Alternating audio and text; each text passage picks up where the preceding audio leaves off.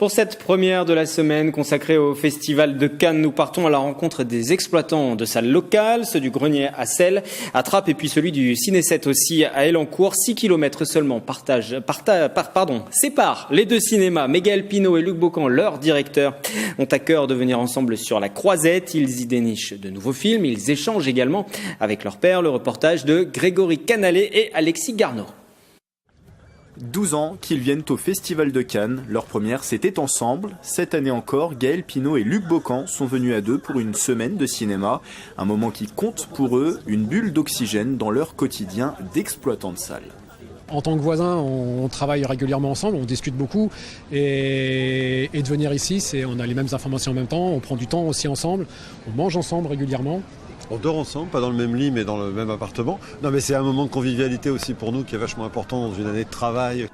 Au programme de la semaine, rencontres et réunions avec les autres responsables des cinémas Art et Essai. Beaucoup de fils aussi pour assister à des projections accessibles grâce à une accréditation et des invitations, avec en moyenne 1h30 d'attente devant les salles. Pendant toute l'année, on ne regarde pas autant le film que ça.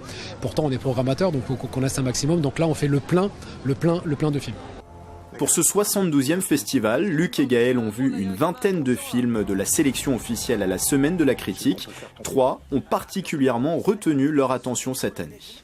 On en parle, on a un peu les mêmes coups de cœur. Hein. C'est vrai qu'il y a Papicha, un film qui se passe en Algérie pendant les années 90. On a beaucoup aimé ce film-là et c'est sûr qu'à Trappes, il sera projeté. Il y a aussi Les Misérables de Lajli.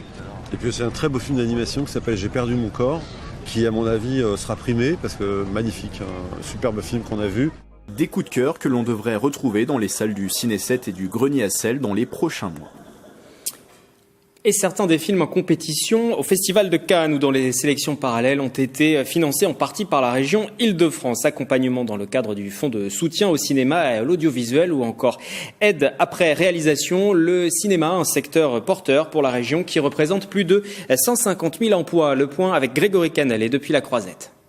L'Île-de-France bien présente pour ce 72e Festival de Cannes. Cette année, 16 films soutenus par la région sont en lice dans les différentes sélections cannoises. Alors la région alloue un budget de plus de 20 millions d'euros au cinéma et à l'audiovisuel. C'est un secteur porteur pour le territoire.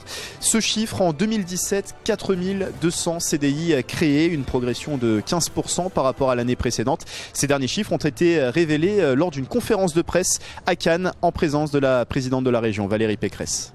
Plus de 150 000 emplois dans la filière cinéma en Île-de-France. Ça veut dire que nous travaillons et grâce à ce travail d'attractivité pour les films, nous créons des emplois, mais dans tous les domaines. Le décor, les effets spéciaux, les techniciens du spectacle. Nous faisons fonctionner des studios parce que nous sommes le Hollywood français, il faut quand même le dire. Nous avons la moitié des studios français sont en Île-de-France. Donc le cinéma, je ne suis pas là uniquement pour parler culture, je suis là aussi pour parler emploi, développement d'une vraie filière professionnelle en Île-de-France. Et jusqu'à jeudi, nous allons faire un focus sur les films soutenus par la région Île-de-France. Celui-ci est en lice pour la Palme d'Or. Les Misérables de Lajli est en compétition dans la sélection officielle du Festival de Cannes. Le réalisateur de Seine-Saint-Denis le dit lui-même. C'est un cri d'alarme des banlieues parisiennes. Une plongée dans la réalité des habitants de Montfermeil, vue par un enfant de la ville, policier à la brigade anticriminalité. Contrôle de police. Vous faites quoi là? On attend le bus. Vous attendez le bus là?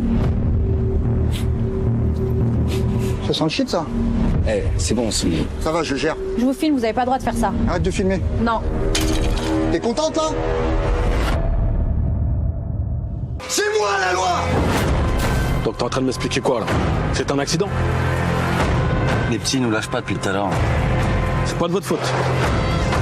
Comme d'hab quoi. S'ils avaient raison d'exprimer leur colère. Seul moyen de se faire entendre aujourd'hui. Tu vas trop loin là!